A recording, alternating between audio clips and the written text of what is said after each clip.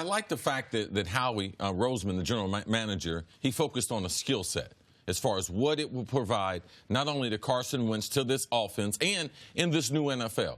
People would think that maybe Philadelphia might go for a running back. There's a couple running backs potentially could be available. Why don't they trade for them? If you can't get a running back or you're happy with your running backs, you have to get a guy like Golden Tate, a guy who can play in space, a guy who can play in the slot. He's also played outside. He is not just a short area quickness guy. He's not only limited to the slot. He has deep speed, so he's not a possession receiver. To me, he's one of the guys I like watching play because he's developed.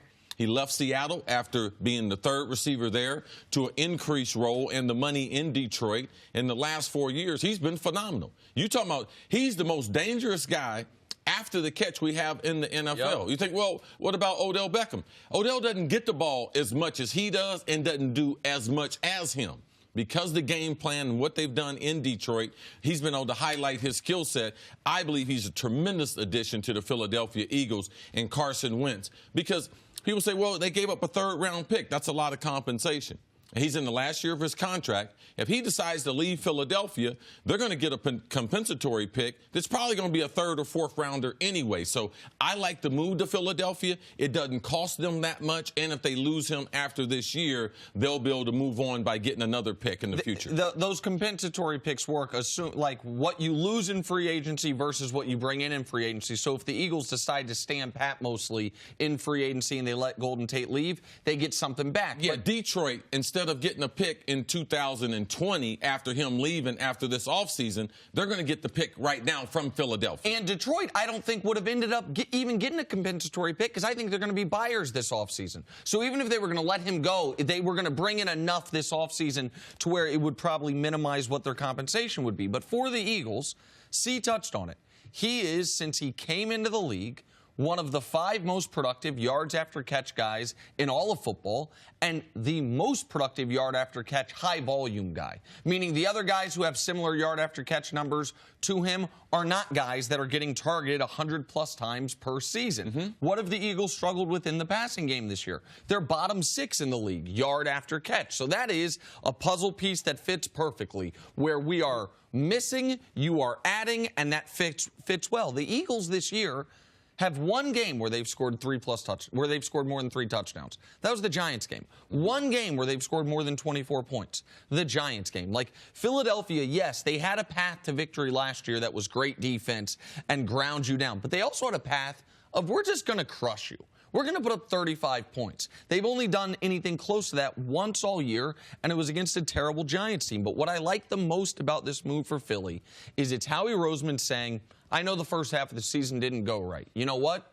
We're still going for it. We still think we can defend our crown. We still think we can win this division and make noise in the playoffs. We are willing to give up. But the 85th pick of the draft for maybe only 8 games and a playoff run of Golden Tate, it's worth it to us because it's a shot in the arm. And maybe for the guys in the locker room, it reminds them, man, last year we did it with Jay Ajayi, and that helped us win a Super Bowl. Very aggressive, this year, maybe we do it with Golden Tate and helps us get close or get back to it. All right, before we get to how far the Eagles can go with Golden Tate, you talk so much, CC, about this, about offenses looking very much like the starting 5 on a basketball team. So tell me what Golden Tate does, what position he would basically play between Aguilar and Alshon Jeffrey. Okay, let's see. Alshon Jeffrey right now is their best receiver. And Zach Ertz is the tight end is very, very good. So if we're going to start in 5, I would say Alshon Jeffrey is going to be my center. Zach Ertz is going to be my power forward. I believe my scoring forward is going to be Golden Tate. He's a better run after the catch than Nelson Aguilar, trying to use the backs out of the backfield. That's how you're able to supplement the passing attack. That's how you're able to put. When I want a wide receiver unit, I want a point guard. I want a guy who can score. I want a big guy. But Golden Tate is the best wide receiver on Philadelphia's roster now. Yeah. He has the most skill. With Alshon Jeffries, they should look good together because Alshon is a possession receiver, red zone target. Golden Tate, he's everywhere. He's all over the field, and he's very, very friendly to the quarterback. Well, what do you mean by that? he runs his routes and he gives indicators. We saw last week where 2 interceptions in the Minnesota game were caused, or 2 turnovers are caused by the wide receivers, Thielen fumbling and Stephon Diggs giving a wrong indicator for Kirk Cousins, who threw an interception, return for a touchdown. He doesn't do that. He's a veteran wide receiver. He's played with veteran quarterbacks, and he's the kind of guy that I believe can bring a spark to Philadelphia's locker room right now. Give them the type of energy and bounce to give them a lift so they can go on this playoff run. I wasn't sure you were going to agree with me, but you just said it. I do believe he's the best wide receiver on Philly now, and that's nothing against Alshon Jeffrey. Actually, you agree with me. Okay, well, just because you got to say it first.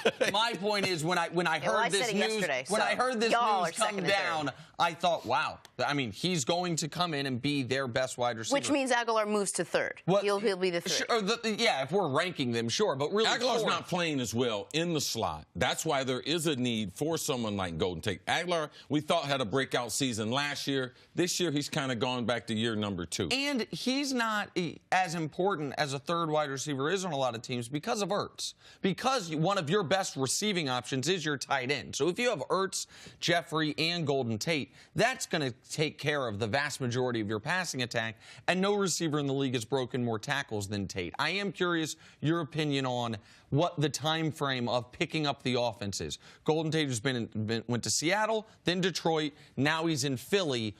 How long until he can really make a true impact? It's still going to take time. I wouldn't see him as a full-time player for a month. I still see him playing initially 20 plays to start with. Also, I wouldn't be surprised if potentially they moved him back to return punts. He can return some punts to be able to try to make plays. I know Doug Peterson, they know the urgency to it. So when you have a player that has come from 2 good situations, I look to him to be a smart football player. He's got a high football IQ. So they'll try in the next 2 weeks, how can we get him to play in 20 to 30 plays? And also some of those bubble screens and things like that, they're not real sophisticated. Right. So I think those things can be implemented in week number 1. And Philly, by the way, on a bye this week coming off the London game, so he won't have to worry about anything for at least another 12 days. 2nd year in a row, Howie Roseman went out and got aggressive and picked up someone, J.J. last year, and Golden Tate this year.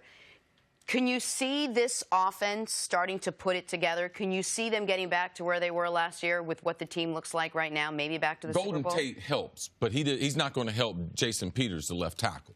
He's not going to help Lane, the right tackle, because they have not played good football. So, yes, they have more weapons. They have more things to be able to get the ball out of Carson's hand. I like the fact that even though Golden can be a deep threat, he's so good run after catch. You can throw him the ball right now. So that will help the offensive line. It's almost like an extended running game. But they got to get their offensive line together. And personally, Jason Peters, after coming back, taking a reduction in salary, this is the worst football I've seen him play in at least 10 years. So that's what I'm going to be watching, that offensive line in Philadelphia, even though they have one more weapon to be able to throw to. And listen, Philly understands the situation they're up against. Washington's 5-2 with, as I've said before, the softest remaining strength of schedule in football.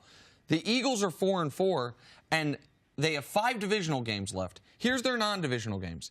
At the Rams, at the Saints, and home for the Texans. Those are 3 divisional leaders right now, in addition to having to play Washington twice, having to play Dallas twice. So Philly knows they've got to find a way to, at a minimum, go 6-2.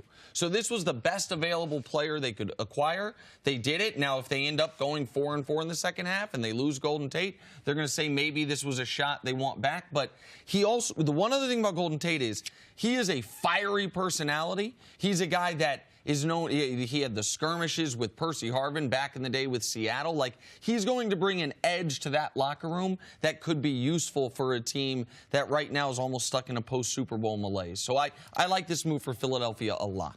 Thanks for watching. Subscribe here to get the latest from the show. Also, be sure to check out more of the best clips from First Things First, or go watch a few segments from our other shows on FS1.